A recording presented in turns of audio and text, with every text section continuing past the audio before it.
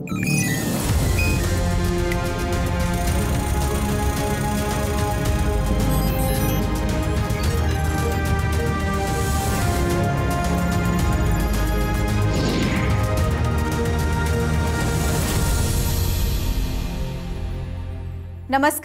विज्ञान, प्रौद्योगिकी, आविष्कार और नवाचार की खबरों के कार्यक्रम ज्ञान विज्ञान में आप सबका स्वागत है। मैं हूं आपके साथ ऐश्वर्या। आज के अंक में हम बात करेंगे 10 अक्टूबर से हैदराबाद में शुरू होने वाली 5 दिवसीय संयुक्त राष्ट्र विश्व भूस्थानिक सूचना कांग्रेस की। बताएंगे कैसे आपातकालीन ऑक्सीजन की जरूरत को पूरा करने में सहायक हो सकता है एक स्कूली छात्रा द्वारा तैयार किया गया एम्बू बैग आधारित स्वचालित वेंटिलेटर। खबरें और भी होंगी, लेकिन शुरुआत करते हैं इस अंक की सुर्खियों से। दूसरी संयुक्त राष्ट्र विश्व भूस्थानिक सूचना कांग्रेस का हैदराबाद में होगा आयोजन। प्रधानमंत्री नरेंद्र मोदी विज्ञान एवं प्रौद्योगिकी विभाग के सहयोग से आयोजित इस सम्मेलन को करेंगे संबोधित। डीबीटी NIPGR द्वारा हिमाचल के चंबा में स्थापित विज्ञान संग्रहालय का शुभारंभ। आजादी का अमृत महोत्सव के तहत देश भर में स्थापित किए जा रहे हैं ऐसे 75 विज्ञान संग्रहालय। स्कूल की एक छात्रा ने तैयार किया एम्बू बैग आधारित मैकेनाइज्ड स्वचालित वेंटिलेटर। कोरोना जैसी महामारियों के दौरान किफायती वेंटिलेटर की जरूरत को पूरा कर सकता है यह उपकरण। और पूर्वोत्तर को बदल रहा है CSIR का उत्तर पूर्व विज्ञान तथा प्रौद्योगिकी संस्थान। वैज्ञानिक हस्तक्षेपों के द्वारा स्थानीय संसाधनों का उपयोग कर विकसित किए गए हैं जन जीवन सुधार के समाधान।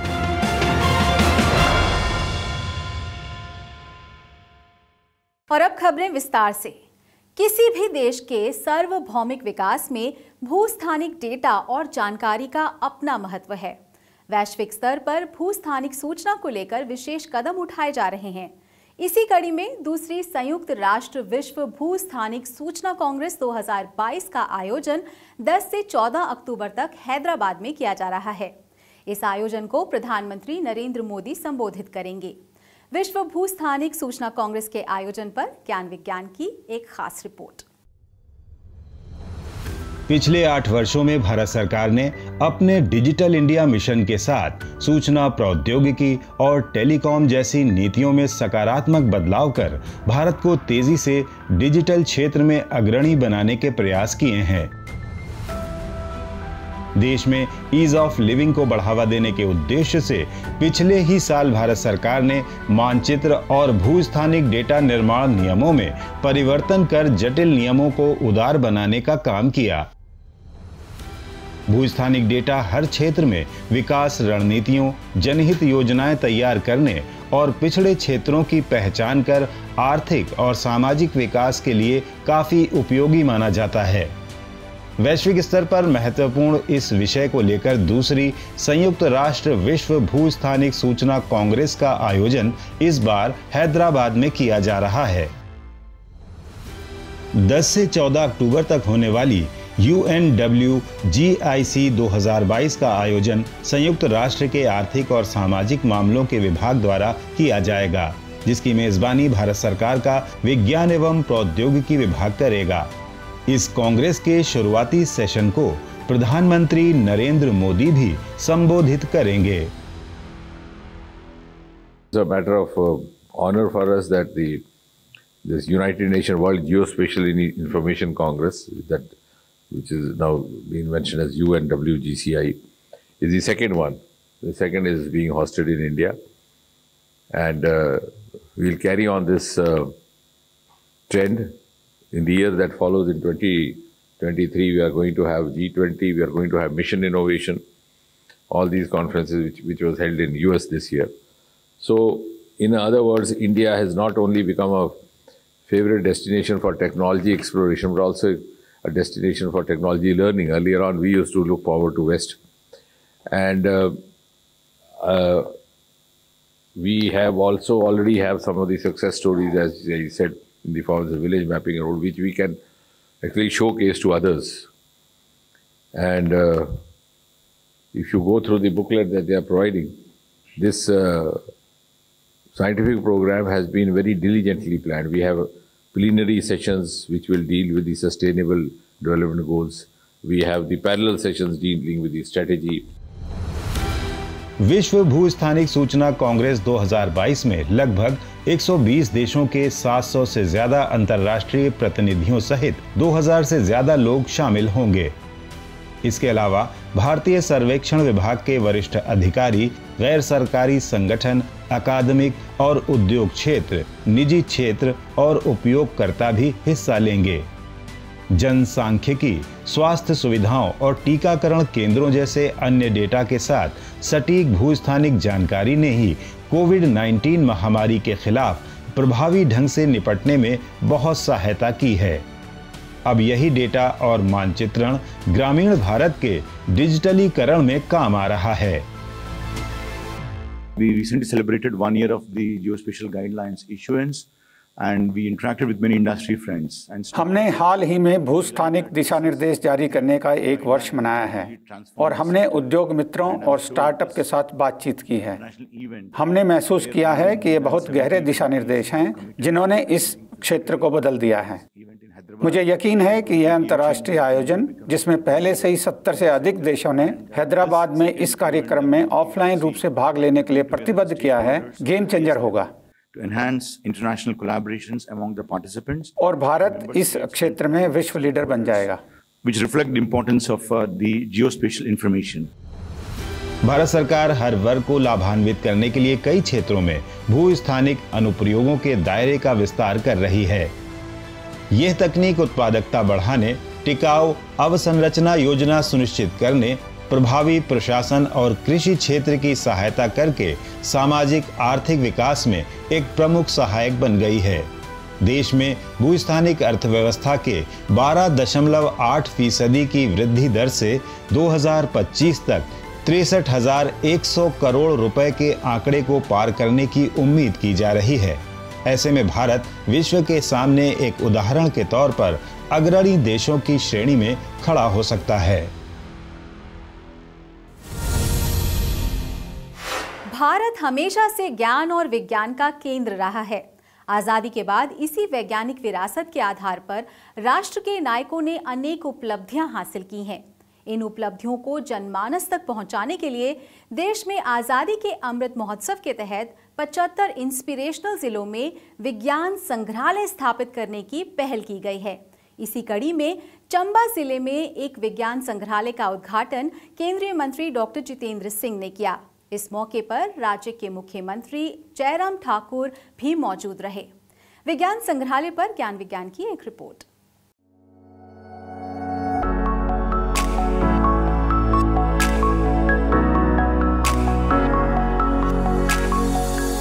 जन जन तक विज्ञान को पहुंचाने और खासकर युवा पीढ़ी में वैज्ञानिक दृष्टिकोण पैदा करने के उद्देश्य से भारत सरकार के विज्ञान और प्रौद्योगिकी मंत्रालय ने देश के 75 एस्पिरेशनल जिलों में विज्ञान संग्रहालय स्थापित करने की पहल की है। ये पहल प्रधानमंत्री के विचारों के अनुरूप देश में आजादी का अमृत महोत्सव के तहत देश की उपलब्धियों के माध्यम से वैज्ञानिक चेतना को नई गति देने का संकल्प है।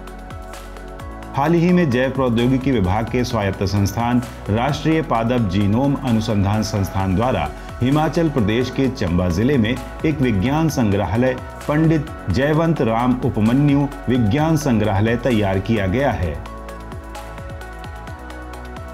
इसका उद्घाटन केंद्रीय विज्ञान एवं प्रौद्योगिकी और पृथ्वी विज्ञान मंत्री डॉक्टर जितेंद्र सिंह और राज्य के मुख्यमंत्री जयराम ठाकुर ने किया। उद्घाटन समारोह में केंद्रीय विज्ञान एवं प्रौद्योगिकी मंत्री ने विज्ञान संग्रहालय की विशेषता और जरूरत पर बल दिया। इस अपने तरीके के अनोखे संग्रहालय में एक फिलिप पुस्तक के द्वारा भारतीय प्राचीन विज्ञान का इतिहास और मशहूर भारतीय वैज्ञानिकों की उपलब्धियों को समायोजित किया गया है, जिनसे युवा पीढ़ी को भारत की समृद्ध वैज्ञानिक विरासत के बारे में जानने का मौका मिल रहा है। संग्रहालय में बुनियादी वैज्ञानिक अवधारणाओं को प्रदर्शित करने वाले आकर्षक मॉडल रखे गए हैं। यह मॉडल युवाओं को बुनियादी और व्यावहारिक विज्ञान में खोजों के साथ आगे बढ़ने के लिए प्रबुद्ध करेंगे। संग्रहालय द्वारा युवाओं में जिज्ञासा और उत्साह का यही संचार उन्हें प्रेरणा देगा और वो अपने नवीन वैज्ञानिक विचारों से आत्मनिर्भर भारत निर्माण में योगदान दे सकेंगे। विज्ञान संग्रहालय का एक और उद्देश्य समग्र शिक्षा और जन भागीदारी की दिशा में भारत सरकार की पहल को भी बढ़ावा देना है। ये संग्रहालय एक ऐसा मंच भी प्रदान करेगा जहां वैज्ञानिक संस्थानों के विशेषज्ञों के साथ साथ भारत और विदेश के मशहूर वैज्ञानिक हिमाचल प्रदेश के शिक्षकों और स्कूली छात्रों के साथ बातचीत कर सकेंगे। देश भर में विज्ञान संग्रहालय बनाने की यह पहल देश की युवा शक्ति को वैज्ञानिक दृष्टिकोण प्रदान करने में सहायक होंगी और वहीं दूसरी तरफ युवा पीढ़ी देश के वैज्ञानिकों के योगदान से भी अवगत होगी। विज्ञान संग्रहालय एक रचनात्मक और अभिनव वैज्ञानिक इकोसिस्टम बनाने के लिए अपनी तरह का पहला कदम है जो आत्मनिर्भर भारत के सपने को साकार कर सकता है।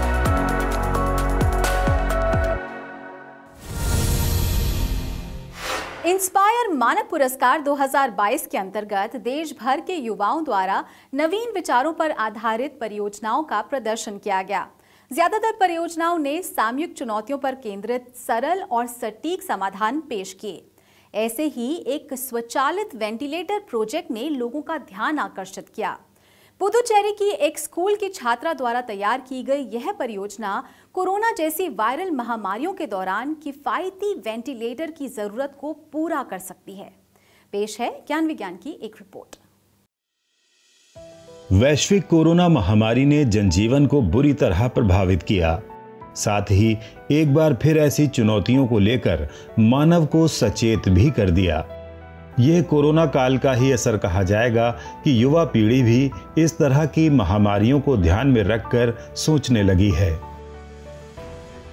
पुदुचेरी की एक छात्रा षणमुख प्रिया ने कोरोना प्रसार के दौरान पड़ी ऑक्सीजन की जरूरत और बढ़ी वेंटिलेटर की मांग को देखते हुए अपनी नवीन सोच का इस्तेमाल किया।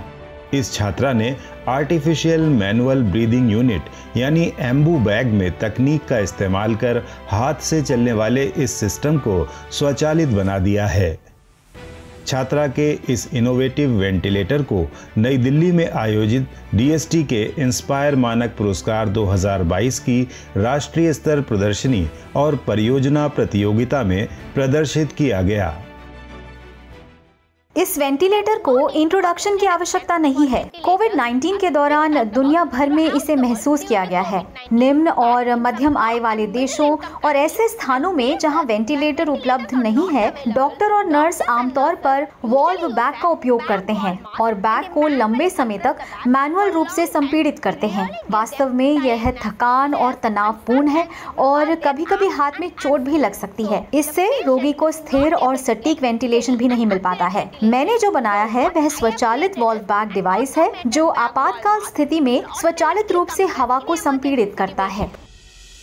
आमतौर पर अस्पतालों में आपातकालीन स्थिति में हाथ द्वारा चलने वाले एम्बू बैग का उपयोग किया जाता है, जो काफी थकाने वाला तरीका है और इससे एक जैसी ऑक्सीजन सप्लाई भी नहीं हो पाती। खासकर ग्रामीण क्षेत्रों में जहां मशीनों और बिजली की कमी है, वहां चिकित्सक आपातकालीन स्थिति के लिए एम्बू बैग्स पर ही निर्भर होते हैं। षणमुख प्रिया ने इसी एम्बू बैग के साथ एक मैकेनिज्म को जोड़ दिया। बैटरी चलित इस उपकरण में एक मोटर, वोल्टेज नियंत्रक और पिस्टन का इस्तेमाल किया गया है। मोटर चलने पर पिस्टन रॉड स्वतः बैग पर दबाव बनाता है और बैग हवा को पंप करता है। पंप करने की स्पीड को जरूरत के हिसाब से वोल्टेज कम ज्यादा कर नियंत्रित किया जा सकता है। इस मॉडल में ट्रांसफॉर्मर 230 वोल्ट को 12 वोल्ट एसी करंट में परिवर्तित करता है और इसे डीसी मोटर को चलाने के लिए ब्रिज रेक्टिफायर द्वारा 12 वोल्ट डीसी करंट में परिवर्तित किया जाता है। प्रेशर सेंसर का उपयोग करके दबाव को मापा जाता है और इसमें निश्चित प्रतिशत में ऑक्सीजन मिलाने का प्रावधान भी है। लेकिन यह वैकल्पिक है। इसके पुर्जे भारत में आसानी से उपलब्ध हैं, इसीलिए हम पुर्जों को बदल सकते हैं। हम जानते हैं कि कोविड वायरस में उत्परिवर्तन हो चुका है और ऐसे वायरस भविष्य में महामारी का कारण बन सकते हैं। तो ऐसा उपकरण चिकित्सा क्षेत्र के लिए उपयोगी और आवश्यक होगा। राष्ट्रीय नव प्रवर्तन प्रतिष्ठान के सहयोग से विज्ञान एवं प्रौद्योगिकी विभाग द्वारा शुरू किए गए million minds augmenting national aspirations and knowledge कार्यक्रम ने स्कूल स्तर पर ही छात्रों की रचनात्मकता को बढ़ावा देने का काम किया है। इस प्रयास की सफलता का उदाहरण राष्ट्रीय स्तर परियोजना प्रतियोगिताएं हैं, जहां हर बार छात्र अपने अभिनव विचार पेश कर रहे हैं।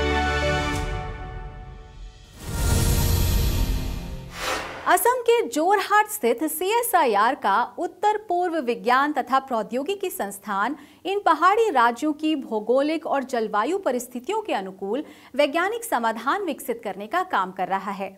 अपनी स्थापना के बाद से ही इस संस्थान ने स्थानीय संसाधनों का उपयोग कर यहाँ के जनजीवन का उत्थान करने के लिए अनेक तकनीकी हस्तक्षेप विकसित किए हैं।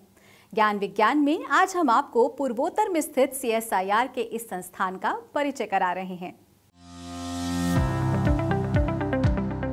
असम के जोरहाट में स्थित उत्तर पूर्व विज्ञान तथा प्रौद्योगिकी संस्थान नीस्ट की स्थापना 1961 में CSIR की क्षेत्रीय अनुसंधान प्रयोगशाला RRL के रूप में हुई थी, जिसका उद्देश्य था वैज्ञानिकों को प्रयोगशाला से निकालकर सीधा स्थानीय स्तर की चुनौतियों से जोड़ना, ताकि दो तरफा संवाद के द्वारा क्षेत्र विशेष की संभावनाओं का पता लगाकर उनके अनुरूप वैज्ञानिक समाधान विकसित किए जा सकें। बाद में इस संस्थान को उत्तर पूर्व विज्ञान तथा प्रौद्योगिकी संस्थान नाम दे दिया गया। नीस्ट असम सहित पूर्वोत्तर क्षेत्र में उपलब्ध पारंपरिक और प्राकृतिक संसाधनों के माध्यम से लाभकारी अनुप्रयोग तैयार करने वाली प्रौद्योगिकियों का विकास और वितरण कर यहां के ग्रामीण जनजीवन की गुणवत्ता में सुधार लाने के लिए प्रयासरत है।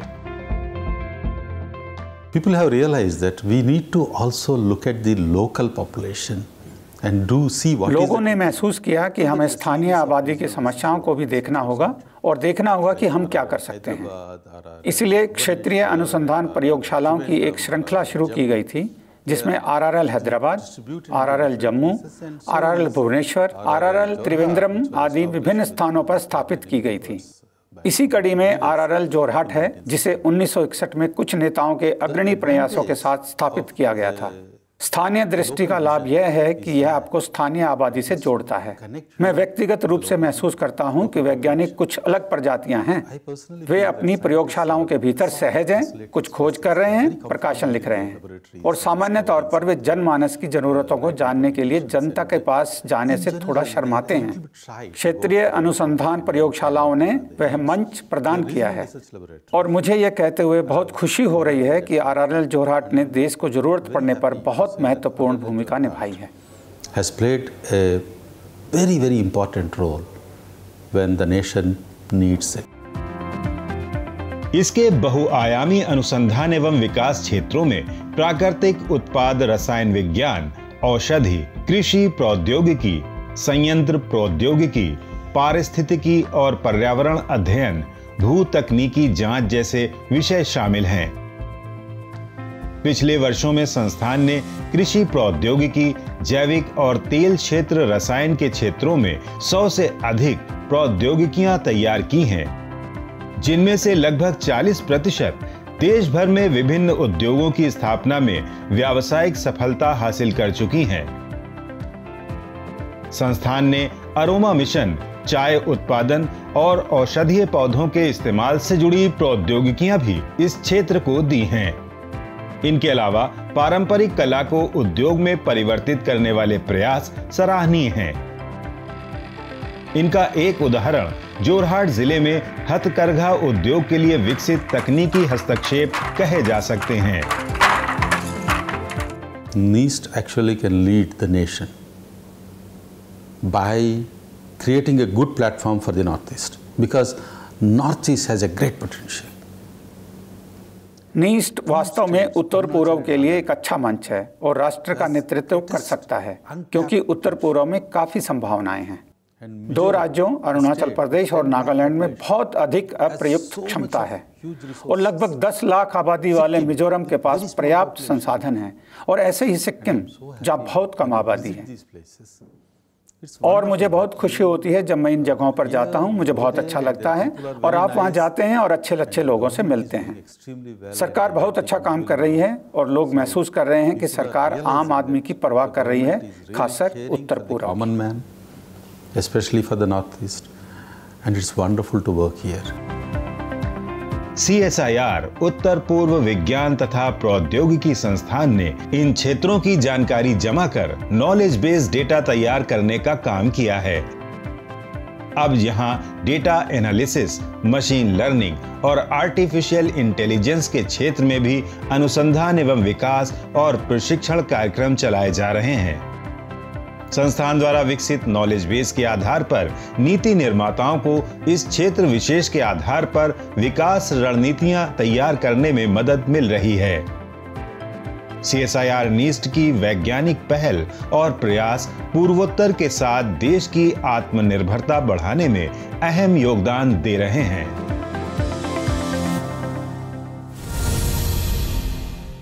और आइए हम नजर डालते हैं विज्ञान और प्रौद्योगिकी से जुड़ी देश और दुनिया की कुछ और ताजा गतिविधियों पर हमारे खास सेगमेंट साइंस एक्सप्रेस में।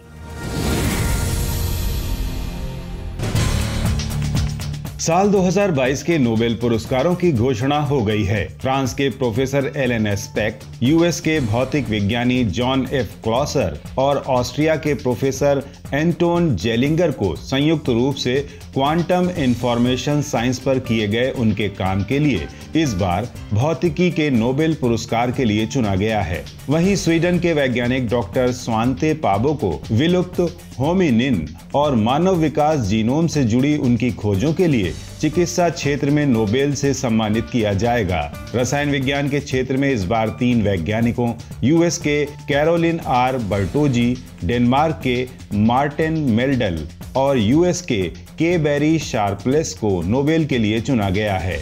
उन्हें ये पुरस्कार क्लिक केमिस्ट्री के क्षेत्र में किए गए उनके काम के लिए दिया जाएगा।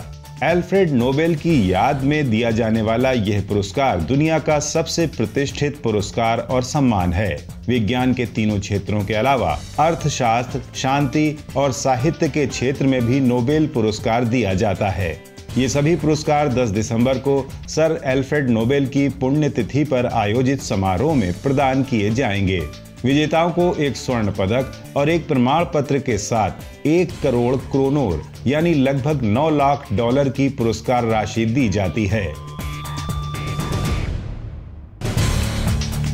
5 जुलाई से 17 सितंबर तक चले स्वच्छ सागर सुरक्षित सागर अभियान को लेकर पिछले दिनों नई दिल्ली में एक समीक्षा बैठक का आयोजन किया गया। इस बैठक की अध्यक्षता करते हुए केंद्रीय विज्ञान एवं प्रौद्योगिकी और पृथ्वी विज्ञान मंत्री डॉक्टर जितेंद्र सिंह ने कहा कि 75 दिवसीय समुद्र तट स्वच्छता अभियान की सफलता संपूर्ण सरकार के दृष्टिकोण को सच साबित करती है। इस बैठक में पृथ्वी विज्ञान मंत्रालय के सचिव डॉक्टर एम रविचंद्रन, DARPG के सचिव V श्रीनिवास, CSIR की महानिदेशक डॉक्टर N कलैसेल्वी, तटरक्षक बल के महानिदेशक श्री VS पठानिया, पर्यावरण संरक्षण गतिविधि से श्री गोपाल आर्य और पर्यावरण मंत्रालय के प्रतिनिधि और वरिष्ठ अधिकारी शामिल रहे। केंद्रीय मंत्री ने कहा कि भारत की 7,500 किलोमीटर लंबी तटरेखा भारत के विजन एट 2047 को सही आकार देने में महत्वपूर्ण भूमिका निभाएगी। आज राष्ट्र के आर्थिक विकास के लिए अब समुद्री संसाधनों के इस्तेमाल की जरूरत है। उन्होंने स्वच्छ सागर सुरक्षित सागर अभियान को सफल बनाने के लिए सभी भागीदारों को बधाई दी। सोने के नैनो पार्टिकल्स का उपयोग करके एक नई विशिष्ट दवा वितरण पद्धति कैंसर के प्रबंधन और उपचार में सुधार कर सकती है। जयपुर स्थित एमिटी विश्वविद्यालय के शोधकर्ताओं ने गोल्ड नैनो पार्टिकल्स का उपयोग कर नैनो बायोटेक्नोलॉजिकल दृष्टिकोण की सहायता से चिकित्सीय कारक विकसित करने में सफलता हासिल की है, जो कैंसर जैसे रोग के खिलाफ कारगर हो सकती है। मौजूदा समय में कैंसर के उपचार में सर्जरी, कीमोथेरेपी और रेडिएशन चिकित्सा का इस्तेमाल किया जाता है। हालांकि ये तरीके लंबा समय लेने वाले और काफी महंगे हैं, साथ ही इनके साइड इफेक्ट्स भी होते हैं। गोल्ड नैनो पार्टिकल आधारित ये दवा वितरण पद्धति बिना महंगे समाधानों के सीधे कैंसर के स्थान पर दवा पहुंचा सकती है, जिससे दवा ज्यादा तेजी से असर करेगी और शरीर के दूसरे अंगों पर उसका दुष्प्रभाव कम से कम होगा। ये अध्ययन विज्ञान एवं प्रौद्योगिकी विभाग के विज्ञान व प्रौद्योगिकी अवसंरचना कार्यक्रम के माध्यम से उपलब्ध कराया गया है। भारतीय प्रौद्योगिकी संस्थान दिल्ली के ग्रामीण प्रौद्योगिकी कार्य समूह द्वारा विकसित 2 ग्रामीण प्रौद्योगिकियों को घाना, नामीबिया, सूडान और जाम्बिया जैसे अफ्रीकी देशों में स्थानांतरित किया गया है। इन प्रौद्योगिकियों में एक भूजल स्तर मापने वाला उपकरण और एक एर्गोनॉमिक रूप से डिजाइन किया गया ट्रेडल पंप शामिल है, जो कि राजस्थान और उत्तर प्रदेश में ग्रामीण लोगों द्वारा अपनाई जाने वाली प्रथाओं के उन्नत संस्करण हैं। भूजल स्तर मापन उपकरण का उपयोग कुओं की निगरानी में भूजल तालिका को मापने के लिए किया जाता है। ट्रेडल पंप एक यांत्रिक उपकरण है जो जमीन से पानी खींचने के लिए मानव शक्ति का उपयोग करता है। इसका उपयोग वर्तमान में गरीब किसानों द्वारा विभिन्न स्थानों पर सिंचाई के लिए किया जा रहा है। IIT दिल्ली के ग्रामीण प्रौद्योगिकी कार्य समूह के प्रतिनिधियों के मुताबिक यहाँ की प्रौद्योगिकियों का वैश्विक स्तर पर जाना न सिर्फ उनके बल्कि भारतीय ज्ञान के लिए गर्व का मौका है। आज के हमारे इस अंक में इतना ही। यह कार्यक्रम आपको कैसा लगा? अपने फीडबैक और सुझाव देने के लिए आप हमें ईमेल कर सकते हैं। हमारा ईमेल है indiascience@vigyanprasar.gov.in। आप अपनी राय हमें डाक के द्वारा भी भेज सकते हैं। हमारा पता है विज्ञान प्रसार, A50, सेक्टर 62, नोएडा 201309, उत्तर प्रदेश। विज्ञान, प्रौद्योगिकी, आविष्कार और नवाचार से जुड़ी ताज़ा जानकारियों के साथ अगले हफ्ते इसी वक्त इसी चैनल पर फिर हाजिर होंगे। तो बने रहिए हमारे साथ वैज्ञानिक सोच के साथ। नमस्कार।